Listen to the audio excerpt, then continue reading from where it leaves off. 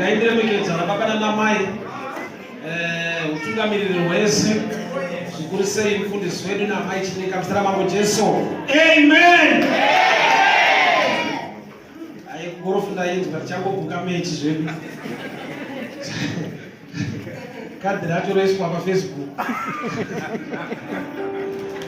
Anyway, tinofara Mwari wakatisanganisa nechikonzero. Tinombosangana zvedu kumasports but nhasi tiri pano mubasa raMwari.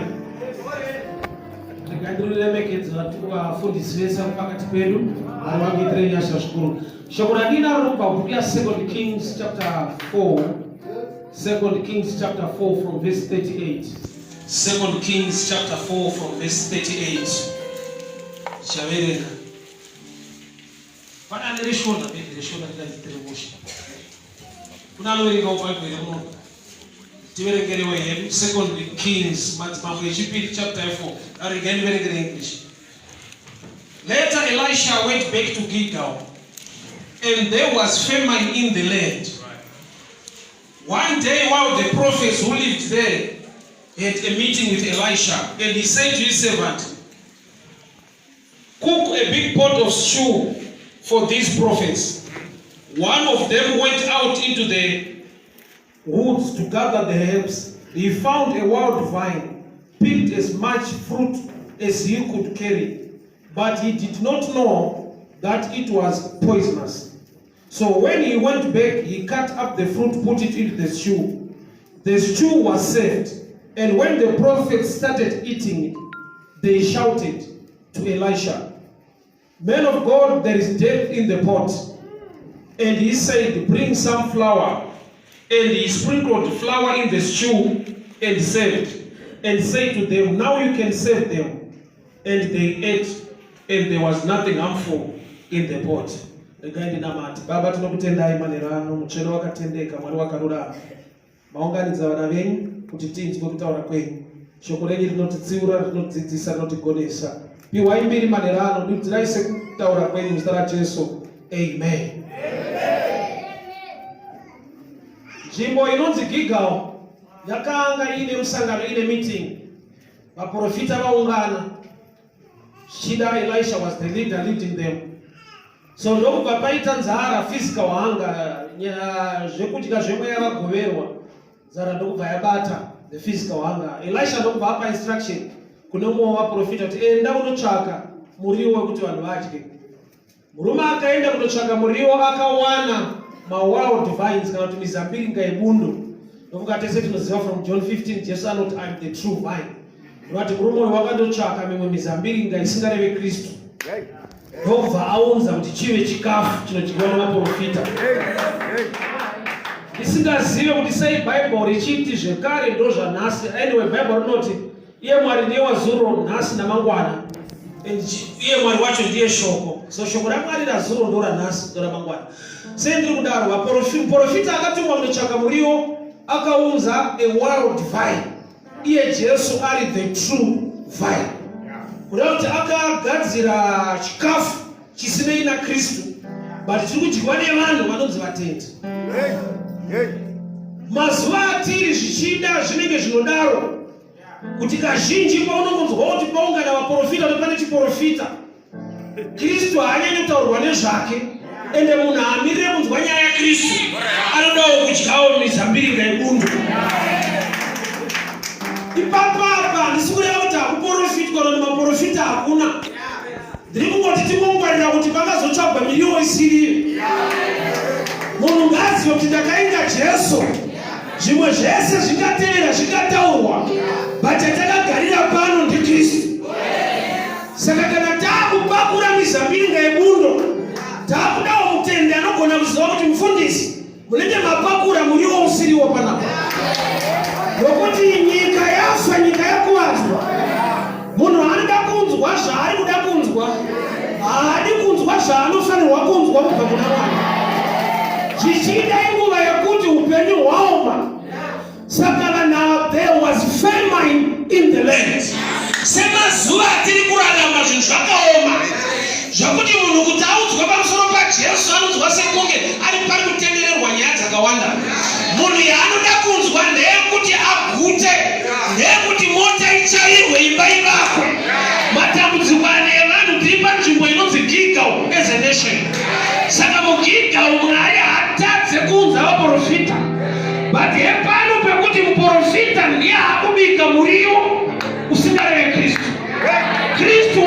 Vanoziva is the true vine. But pano the wild vine. Zoera kuti vanhu vakagara pari kubikwa pabharabhuda pachena kuti hapana akaziva kuti pari kubikwa poison. Unoziva kana zvinhu zvakakuomera. Jesu akasataurwa nezvake, but ukaudzwa kuti zvako zvinoita kuti uchinzwa kuti pane zviri kupotswa kutsanangurwa pano unogona kusazvinzwa. Why? Nokuti yauri kudawo ndo iri kutaurwa. Ana baba nana mai yakataura chinizve. Tingwarire kudya miriwo isiriyo. Tiri pamusangano waJesu. Tiri pamusangano unofanirwa kuparidzwa Kristu. Vanhu vadzikinirwe vaponeswe. But tinogona kugadza poto yemizabiringa yebundo. There was famine in the land. Tiri mumazuva ekumama upenyu. Zvakuti vazhinji kuti audzwe pamusoro anonzwa senge process yacho iri kure iri kutenderera. Chaangatoda kunzwa ndechekuti ndaona zvako zvaita ichokwadi. Zvako zvinoita nokuti kulenga kuna Mwari. But nyaya ndeyekuti anoita kuti zviite ndiye anofanirwa kushumirwa.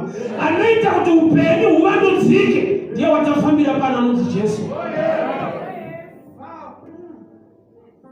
Ende muriwo usiriwo unoibva. Haurambe kuibva. Zvanzi wakatobikwa zvikasvika pastage yekupakurwa. Mumwe nemumwe ndiri kuona picha yevaprofita ari paraini nendiro yake. Munhu achizadzirwa muriwo. Kureva kuti muzambiringa webundo une paunoibva.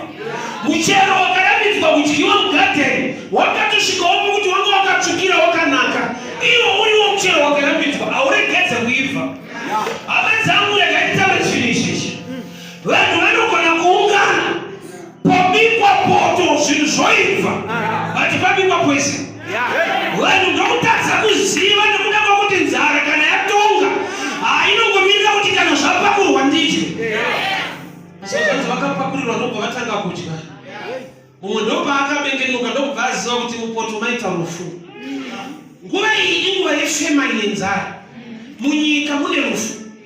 This time pabikwa futi rufu. Unozwa kuti kwakutizira unogona kushaya. Like manira akaita upenyu nhasi. Kuti kunyika kune COVID. Muchechi urudiwa social distance.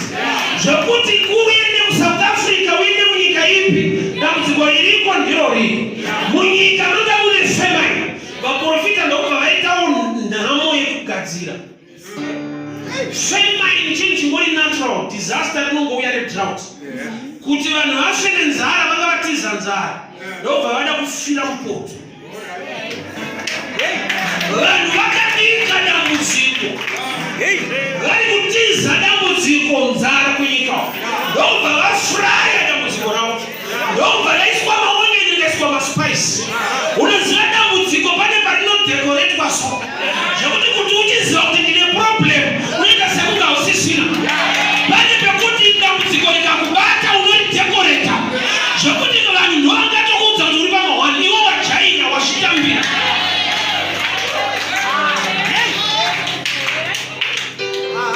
Akaenda kumusha kunoona mama wangu domboshava takasvika vari mutisheni vakagara tikavabvunza kuti mama tafona nguva yakati tikanzi ndandatogara mukitcheni kudhara tisikubikirai but patakagara 5 minutes vana vangu ndovakatanga kubuda panze vachibuda musodzi so ndeti mune hutsi tanzwa nehutsi but koko vagara for almost an hour varimo havasi kubuda musodzi.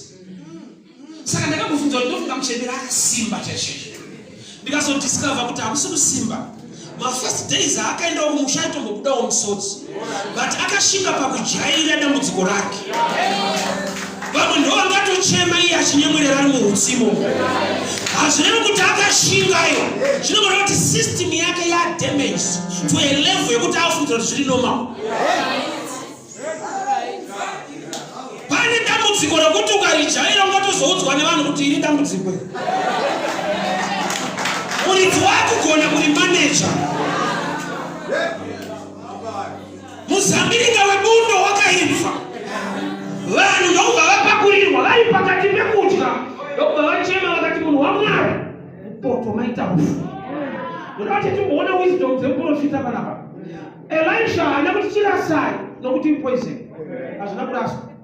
Why? Nokuti vakarasa still there is famine in the land. Unourayiwa nokuti hakuna chikafu. Saka mukarasa chabikwa chiri poisonous result imwe chete panofiwa.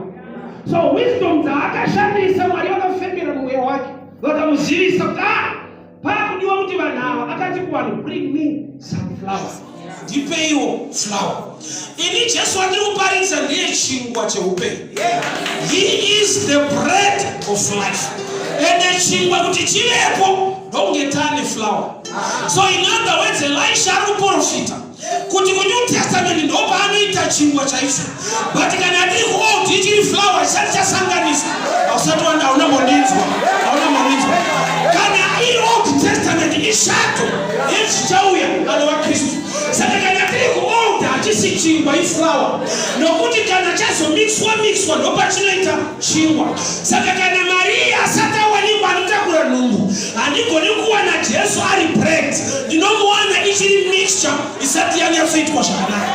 Saka muprofita pano ari kuparidza Kristu manje. Ndakudawo muprofita anongoti tataura zvemotikari nedzimba, oti taakudawo Jesu kuti atigara muupenyu hwako, taakudawo Kristu kuti ararame muwanano yako. Zvimwe zvese zvingafambe zvingaitika, but nyaya ndeyaJesu. So muprofita ndobva aisa a demand to people, bring me some flour. In other words, ari kuti dauti ngavepo, zvimwe zvese zvingavepo, but zvingashayikwe zvinhu zvaoma tunifemai, but amufanirwa kushaya Kristu. Munhu waMwari muri kudhimanda flour kubva kuvanhu, ivo vanhu vangu vari mufemai vari mudrought. Inda ari kuti ayo ungashaye hako zvimwe zvese, but Kristu ngawanike muupenyu hwako. Wewe ndokuti pana Jesu ndo panotangira solution. Disaster iripo ndeyekuti mupoto mune rufu. But imi vacho vari kuda kudya rufu ruri mupoto, ndipeiwo flour. Ndokubva apiwa flour muprofita akati isai poto. Ndokubva paitwa recipe, muriwo neflour. Handizivi vanobheka nekubika kuti zvinofambirana sei, muriwo neflour. Shoko randiri kuparidza nhasi rinonzi recipe yedenga. Unoziva here kuti upenyu hunogona kukusvitsa mulevel yekuti wapa point yekuti kuregedza kana kusaregedza ndiri pamahwani. Kushanda kana kusashanda zvinosvika pazvinenge zvafanana. Kuti mari yacho haikwane, kuti uramwe uregedze zvawese, uri pabasa futi ari mahwani. Kuza kune situation yekuti unogona kunge uchitsvaga basa uri pabasa. Wakambotambudzika kusvika level iyoyo. Pane kutambudzika kwekuti unotsvaga basa, kwogoita kwekuti unotambudzikira pabasa. Zvokuti pari kunamatirwa vanhu vanotsvaga mabasa unamatirwe, but uri pamahwani. Unotoziva kuti ndaifanira kujoina raini, but ungoti ndine kwandoenda, pari kwandoenda kwacho mahwani. Mukadzi weSamaria akagona kutaura paakati kuna Jesu, anzi naJesu inoshedza murume wako, akati handina. Ndikati wataura chokwadi nokuti ari kumba hasi wako. Jesu akati Mosma is literally but let's go and call your husband. Iye ndobva ati handina. Iye chikumba kune munhu. Kunati munhu akagona kupatsanura husband nemeni. Tsana vari kumba mumwe murume, but murume wangu chacho hapana. Koza pane nguva unozoona ndiri pabasa, but basa rangu chaito rasandaro wangu. Mari muri kubata, but mari chaiyo hatisandabata. Mukadzi akagona kuprofita, ukagona kuziva kuti ndinonzi ndine chakati, but hatisandani zvinhu zvanofanira kunge ndinazvo.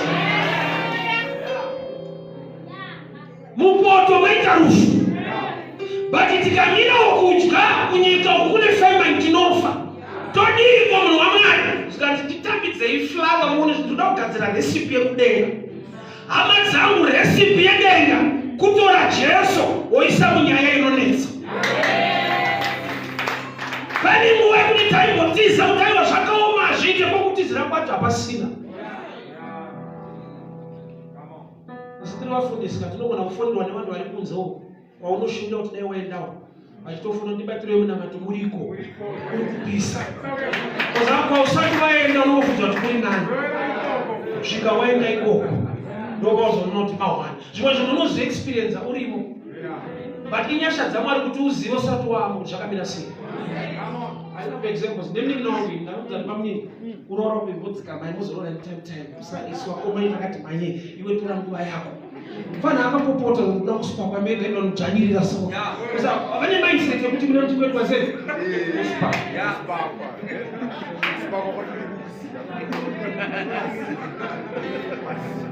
Nokubva mhanya nokubvatora munhu wake vapapa within 3 months anga kuti ndokusiya ndoenda wada kuenda spakwa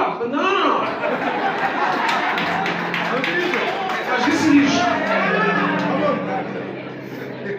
akatizisa munhu waarikutiza akatizisa munhu waarikutizawo nhasi usaoneka unonyengetedza nhamu yako kuti ikujoina uzonyatsotiza musha inenge spirit yemurume anonzi Peter.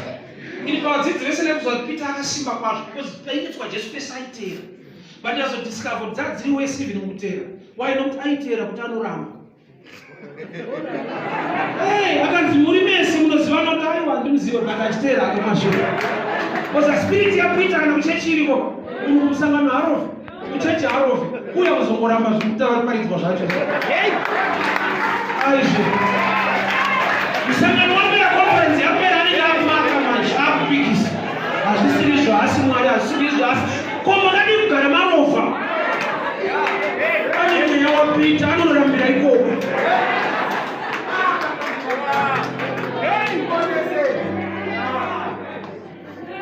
muprofita mupoto maita rufu todiko munhu wamwaitora sei muriwo zvikanzi aiwa unodyika asi pane zvoda kuintroducewa imo oza wakaipa pane paanokuomesera zvekuti unoda kuita quit zvimwe zvinhu zviri destined for you why nokuti vanhu ava pavakatodya apa vakararama dai vakaregera kudya varasa muriwo vaingofa because there was also famine in the land saka pakaintroducwa flour pakagadzirwa recipe yakaneutralize poison remember kuti vanhu ava vanga vachidya ndobva vadiscover zvatiri kudya zvinouraya which means already vane zvavanga vatodya zvamudumbu mavo kuti vagoziva kuti muriwo unouraya uri poisonous inhauye kuti kune zvimwe zvanga zvatomedzwa vadya Elisha haana kugadzirisa zviri mudumbu akagadzirisa zviri mupoto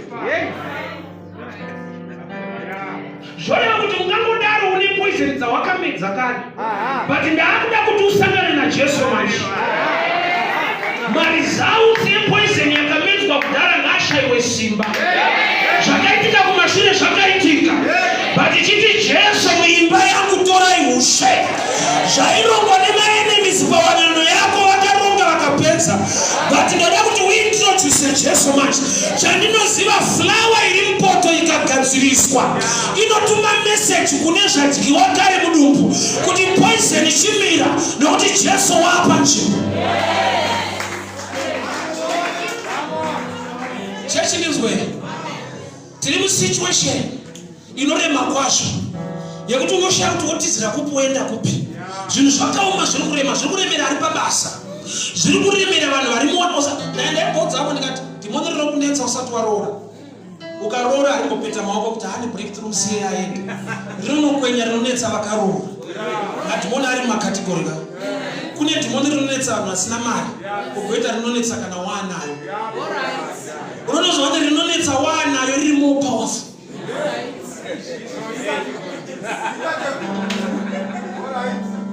mwechina inorwisa munhu at every stage kunze uku kune famine drought mupoto futi maita rufu hapana kwekutizira zvinhu zvakaoma but Elisha apinda muremu yechiprofita akati chinoda kugadziswa pano hakusi kurasa muriwo tipeiwo flower tikaisa Kristu musituation inonzi poto tikaisa flower mupoisonous meal iripo inodyika flower yaiswa mupoto vanhu vakadya poison became the best meal denga rinogadzirisa situation inenge iri poisonous inorema ukatapirirwa ufunge nyika yakaoma inorema zvakaita seZimbabwe Jesu akapinda mulife mako unotapirirwa munyika yakaoma ukafudza zvinhu zvakaomera munhu wese unenge uchizvikuwadza haugone kuimprova ziva kuti wakaomera musituation yatiri kuti kune vamwe zvine zvichiita reality life proof ukapinda mushonga anoona mune nzororo isaini yekuti huku yacho ngeiriko kwete last year this week kune vari kudya huku yacho ukapinda mazondo mombe yacho yanga iriko this week. Pane vaenda netibhono vakasiya makumbo iwayo.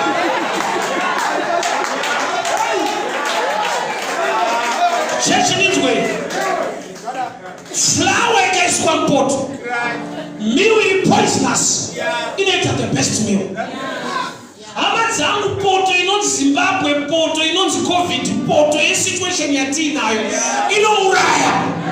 But kune vamwe vari kudya ma best meal. Why? Nokuti vakagona kuziva chinoiswa mupoto yavo. 2008 mari isikatengi zvinhu zvisingafambe zvakanaka. Kune vanhu vakachata, kune vanhu vakavaka dzimba zvokuti vakapiwa maiki kunzi mopupura vanoti ndakaona Mwari 2008. Iwe hauna zvinhu zvekutaura, wakaona machansi. Wazvakaoma kusina nyama, chawakaona machansi zvikuomope. But kuna anotopupura mugore iro. Mumwe paanoti gore rakafamba mbouziya. Vamwe vari panhamo vachinzi sori, iye denga rake richivhurika. Hama dzangu tiri mumazuva ekuti zvinhu zvese zvapoisonous. Ana Jesu wake ndiye achararama, ndiye achacha. Ini chakandinetsa ndechekuti inga muriwo unovava uri poisonous ndiwo unonyatsokura munguva yefema iyi. Wakanaka usikuwanika inzwa kana kune fema kune drought afana kutombowanikwa muriwo wacho. But kune muriwo une nharo ndiwo unonyatsokura mufema iyi. Unouraya ende ndiwo urafailepo. Saka pano Mwari vari kutiradza picture yekuti chero Satani zvaarongera vanhu, asi vanhu vakaziva kuti kuna Jesu, kana Satani akatendera kuti kuve nezviri poisonous, utambire salary iri poisonous, upinde mumarriage iri poisonous, but ukaintroduce Jesu uchapupura a best meal during the famine.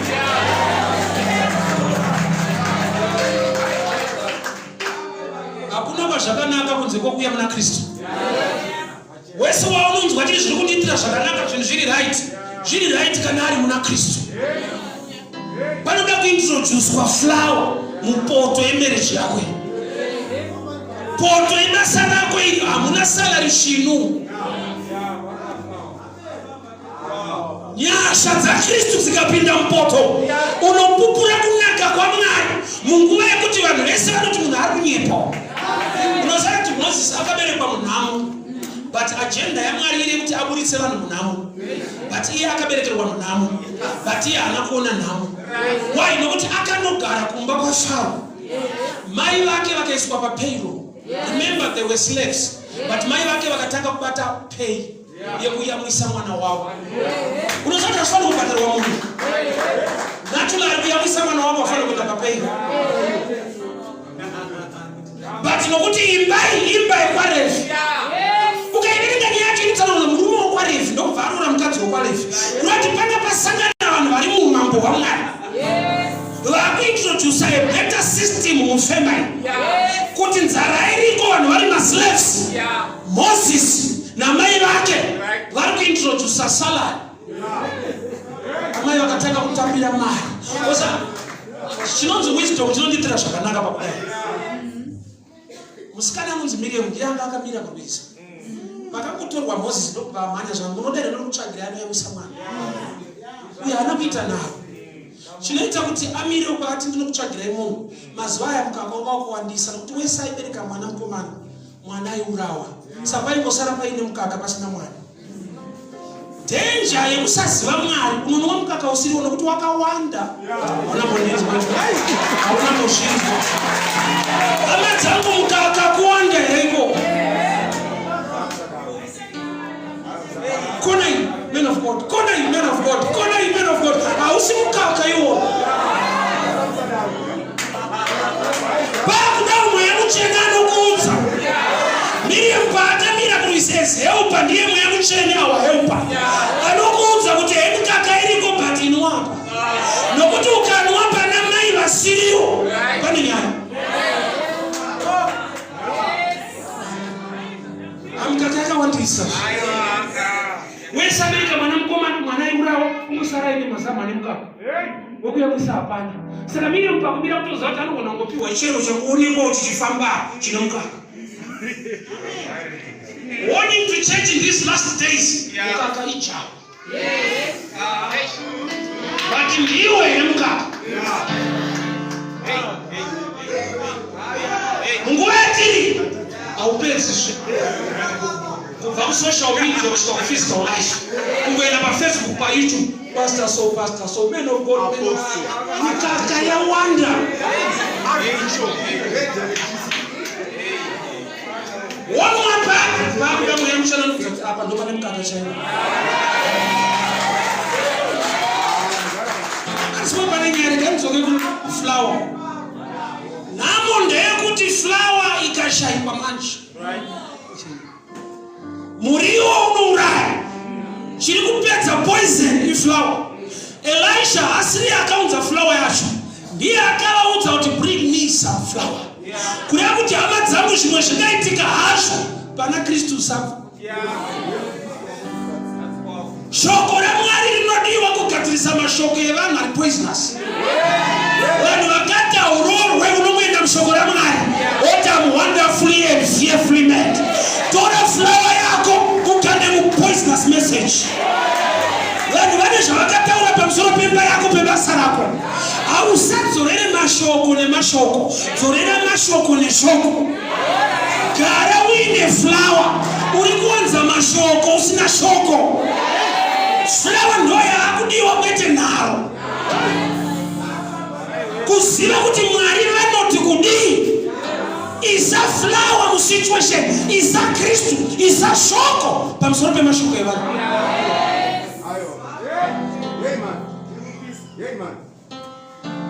Ati murume akafirwa nemwana so. Ari kufamba naJesu vari kuenda kumba. Vanhu vauya zvikanzi sanditsa tenzi mwana asvika kumba. Ndinofara kuti haana kudaira. Jesu ndiye akamudairira zvikanzi usatya. Just believe. Ndafungidzira kuti dai murume uyu akadaira ari ainyima Jesu mukana. Flower kwenyu irikwe.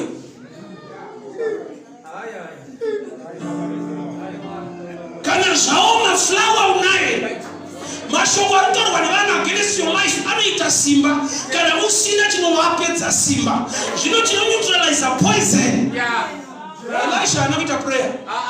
Isai flower situation. I love prayer, I respect prayer. But hepano pane nyaya. Prayer is master key. Prayer is one of the keys. Kune nyaya tinomuda kuti flower mupoto. Kurati shoko pamusoro pechinhu chiri poisonous. Kune chekuti kana ukatonyengetera pana nyaya usvika waintroduce flower yacho. Saka kuti mukristu anogona kushaya zvese, anogona kuwana zvese ushayiwa Bhaibheri. Kana Bhaibheri rikatovapo harisi rake nderefamily rakatonyorwa kunzi Mr. and Mrs. Flower inonetsa, even munhu ari chigaro muchechi anogona kutoshaya Bhaibheri. Mufunge Jesu paakakunda Satani, akakunda achiti zvakanyorwa zvichinzi. Kurati Satani chinji akarespekta kuti muchinda uyu unoverenga. Zvakanyorwa unozviziva kana wazviverenga.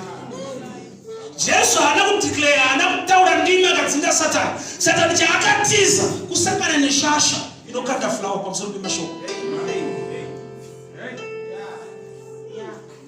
Bhaibheri rikakudhurira shoko rako. Mwari anoti vanhu vangu vaparara nekushayiwa ruzivo. You must acquire knowledge. You don't pray to get knowledge. Ruzivo runotsvakwa. Auite prayer kuti uzive. Unoita prayer kuti uve nerevelation pazvinhu zvawarava. Unosara kuti Mwari anoresponda even mushungu. Acts chapter 8 muranda aiwakanda saibva kuchechi kuJerusarema achienda kuEthiopia. Aiverenga Bhaibheri asiri kurinzwa. Mwari ndokubva vanzwa kuti asi kunzwa. Mwari vakaresponda kumunhu asinganzwa. Ndokubva vamutumira Philip kuti ndamutsanangurira mumwe. Kunoti chakaattracta Mwari kuti vatume Philip kuona munhu anoverenga asinganzwa. Iwo chinotokutadzisa kuverenga unoti handirinzwa. Gamba kusarinzwa kunodenda Mwari kuti akunzwise. Kariverenga soro rinenge nyaya hapana chandinombonza. Idzodzo shungu zvinodenda Mwari kuti vakuzivise. ita moyo itanzara neshoko ramwari. Ita uBhayibheri rinonzi rako. Shaya zvimwe zvese ramwari masofa una mota una Bhayibheri rako. Raunopota uchirava shoko ramwari.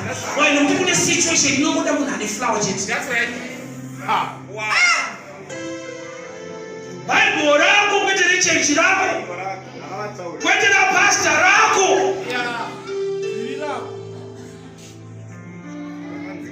Nakatokuomera rinotoremba. Amen. Kana wakaipa akakundwa na Jesu achitaura shoko. Satani wacho manje akatongedera ahead. Nokuti iye anoverenga. Problem ari twisise but anoverenga wacho. Paari kuedza Jesu Satani anokota Psalms 91 verse 11. Paanoti shetuka nokuti rinotaura richiti it is written. Haatendere tsoka yako kurovera padombo. Even the devil anokota scripture. Zvisirizvo. Kuna tandomboti verengei orasika. Iwe nekurasika kwacho orasika nekuverenga kwacho waverenga.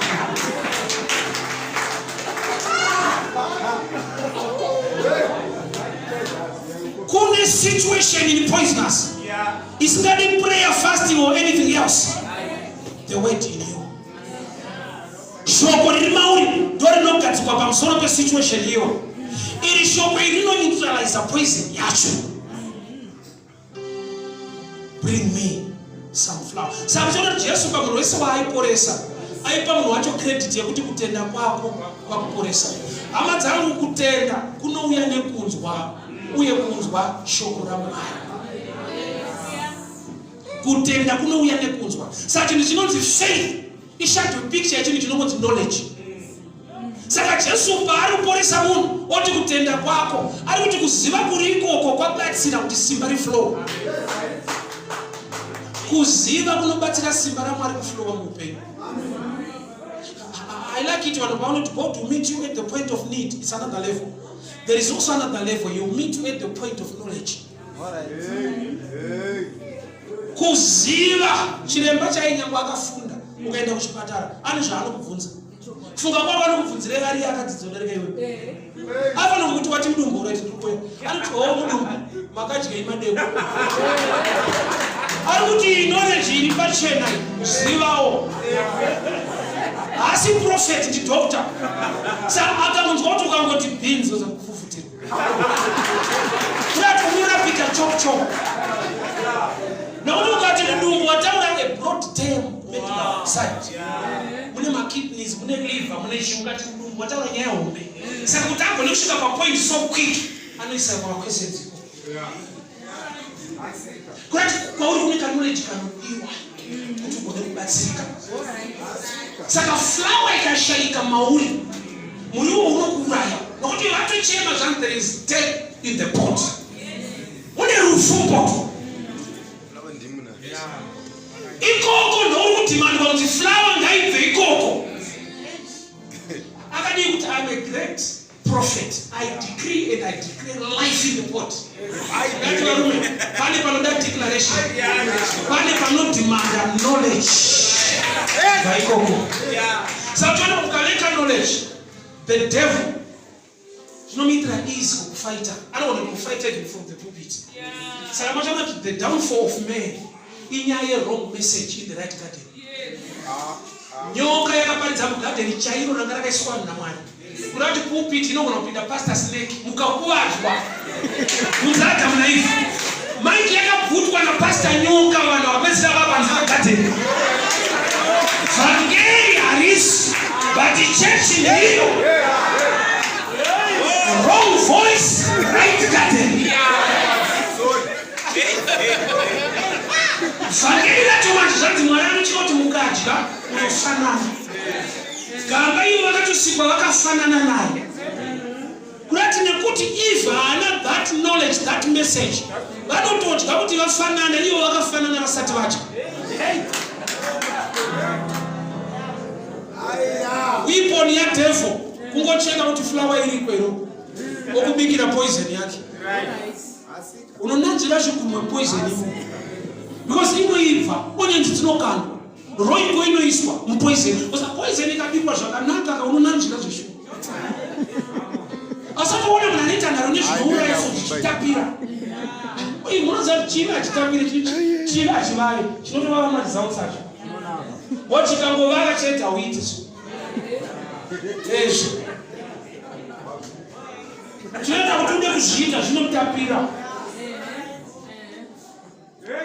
Chero wakanzi vasadyi wangosirwe minzwa waiurega uri smooth unodyika unoibva. Elisha haana kuti ndinodeclare kuti muno ngautapire. Saka vanhu vazhinji vane madeclarations pamusoro peupenyu hwavo ende hakuna chiri kuitika. Vanopedzera kutoti ndofunga munhu waMwari haana power. Power raMwari rinoshanda nefaith. Faith ile dimension yeknowledge.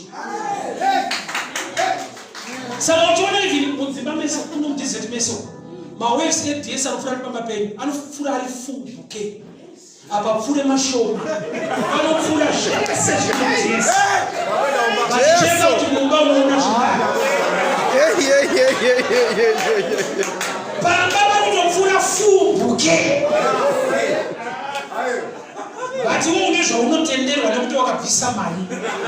Kurati mari yako inokunyimisa zvakapiwa vanhu pachena.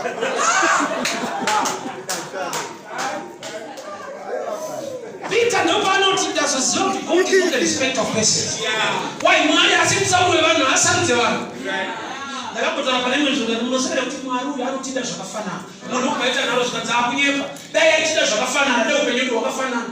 Ndikati aiwa anotiita zvakafanana but hatimude zvakafanana. Unokundo kune nyaya. Ndokuti mukuya kuchechi kuya kuzongochovha istiri vakomana taitotera vasikana kwete Kristu. Aizve wabvunzera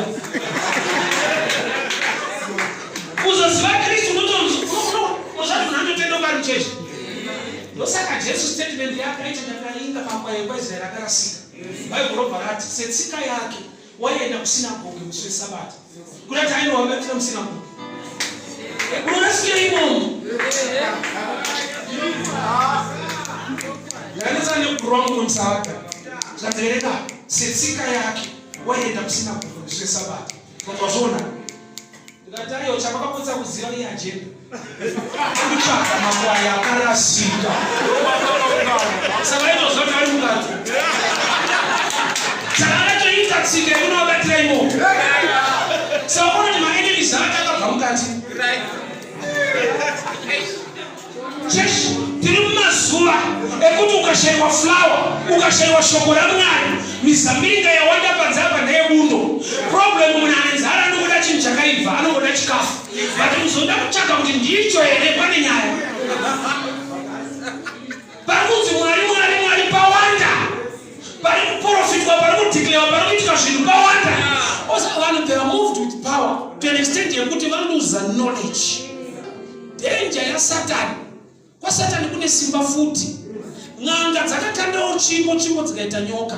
Hosi naAroni vakakanda dzikaita nyoka. Zvisati zvamedzana kune dzara dzakawanda dzemwanga. Zvokuti ukasvika zvisati zvamedzana unosapota wrong team. Andakuti Manchester ndakoti wrong team.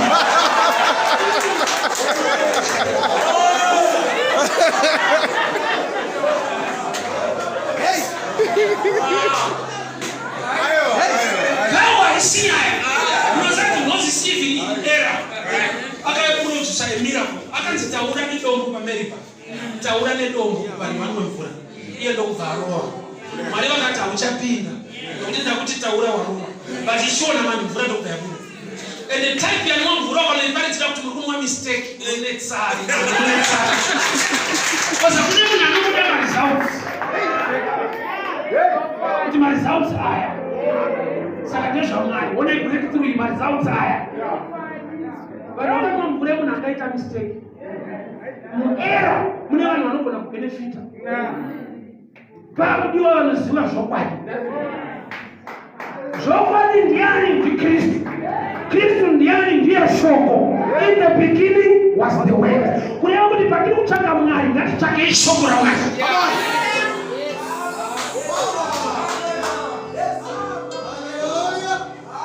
Mizambiringa yakatsvakwa ma-wild vines ndeyebundo. But ikazwika nongoda kufanana kuti ma-vines. Saka unongofananidzwa kunzi Kristu Kristu Kristu Kristu Kristu Kristu. Bari kuzoziva kuti ini Zambiringa ndebundo.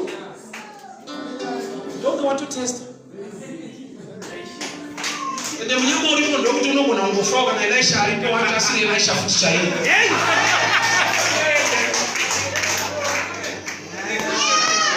Munhu waMwari mupoto vaita rufu. Ana mutayo kafuka meiti namata. Apa badi munamata. Flower ngaibveko. Tabuda level yeshoko inobva ku inokabisa poison iri mupoto.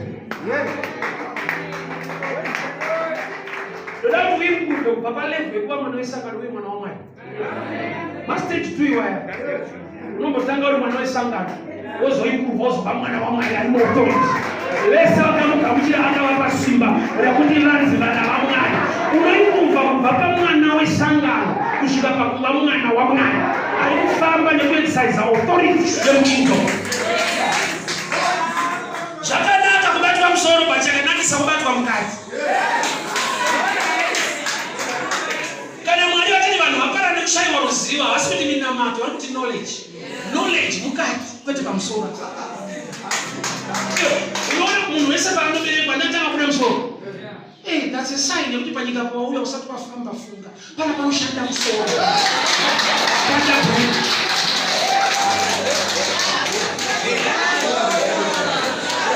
Musoro ipicture ye-knowledge. Anozodza musoro wangu namafuta. Kurati the anointing inouya pa-knowledge, pa-wisdom yemauri.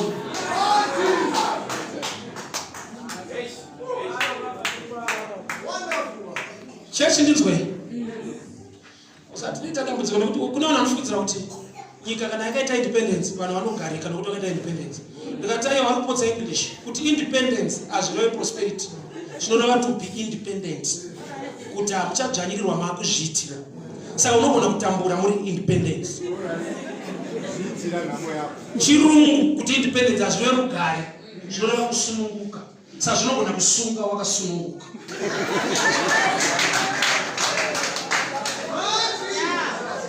So kugamuchira Jesu kubviswa kumweya china kurumurwa pazvinogona kunetsa uri muna Kristu. Why? Nokuti unofanirwa kurarama shoko kuriita. Basa vanhu vazhinji vanenge matwins kunoona nonzi Panashi na Munashi. Vazhinji vari pastage yaPanashi. Nokuti kana Panashi zvinogona kuti munhu ari pano ari pana Ishe varapa. Asi Munashi ari muna Ishe varapa.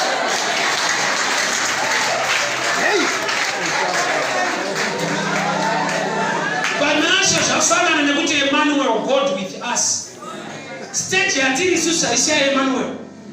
Isu ari matiri. Emmanuel, first stage to God with us. Second stage, God in us. Greater is the one inside. So I would greater the one inside. Maori is the weight. Shoko. Shoko ngaitika paridzwa. Unzwe chinokupupurira Maori. Rese regere kuva powerful rese. Ndimwe kuti yavataurawo but that deeper. Why? Nokuti already Maori mune zvavo.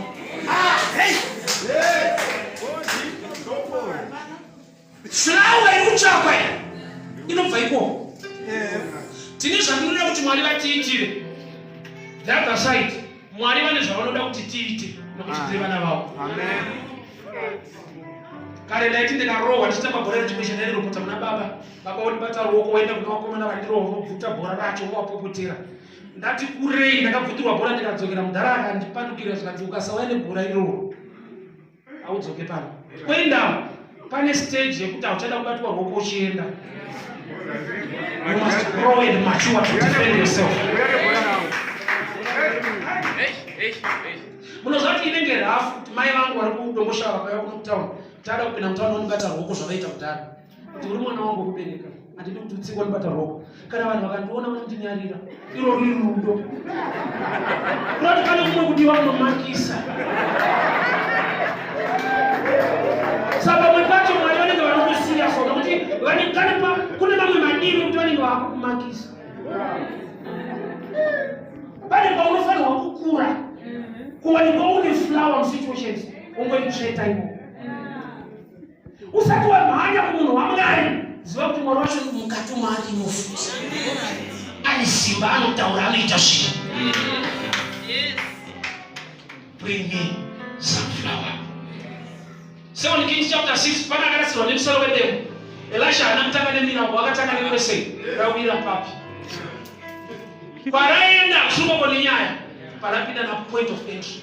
Why don't zviri pachena Mwari vakapa vanakomana vanhu kuti vazive zvakadanzika manje ndozvaJehovha. Saka zviri pachena unofanirwa kuziva.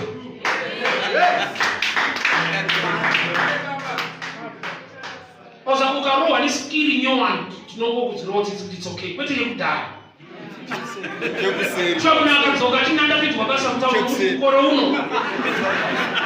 Chadona mukoro uno. Ukarohwa sikiri nyowani tingazviunderstand. Zvakadanzika ndezvaJehovha zviri pachena. Saka murume akati demo rauya nechepapi. Kureva kuti unofanirwa kunge une knowledge ikoko inoita kuti ubatsirike.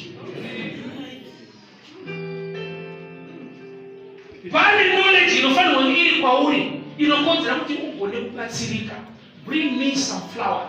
Hapana ndokunamatira ndinodeclare muriwo unoita musha chinogadzirisa muriwo uchingamuda rushiri ikoko futi.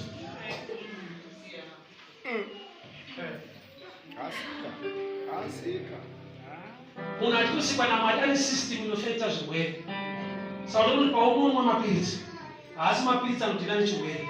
Mapiritsi anongonoboosta system iyo yemasoja iwayo kuti anovane nechirwerecho. Kune zvitori designed already to fight sickness.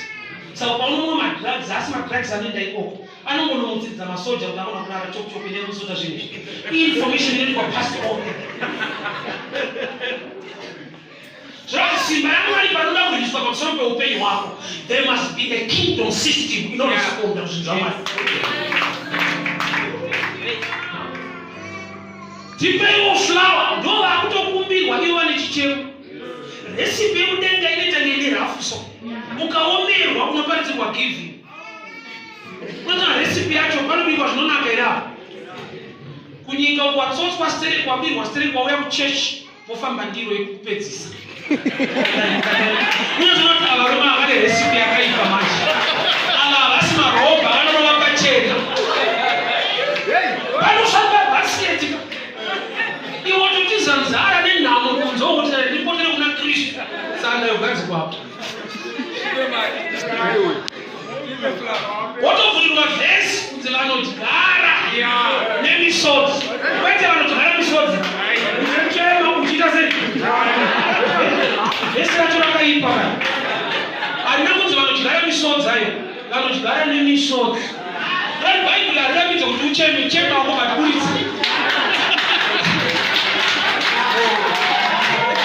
Recipe yekudenga yakuda vanhu vakura pamweya inoshanda inopedza nzara but ine a demand. Bring me some flour.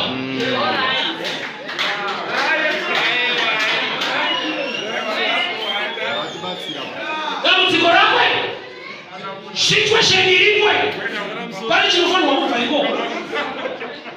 Elijah anoti I can hear abundance of rain. Ndinonzwa kufira kwemvura zhinji.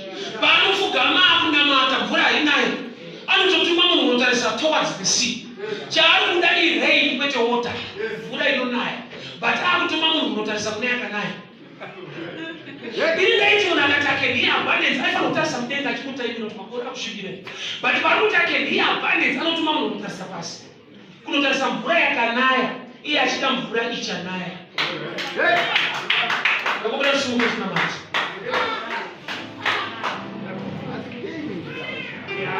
Pani chakasimuka kuenda mudenga. Mujaya akamhanya zikati something is rising from a sea like a man's fist. Fist kupfumbata. Kurati zvinobatwa nemunhu zvinodaina promise yekudenga.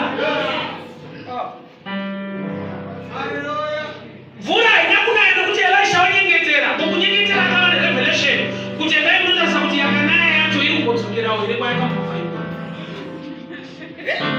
Recipe yekudenga inenge rafu. Uchitarisira kuti inonaya pane inofanirwa kubva kuno kuchendo. Uchitarisira kuti pane breakthrough Mwari pane zvavachaita pane zvaunofanirwa kunge uchiita kuti usangane nezvavachaita.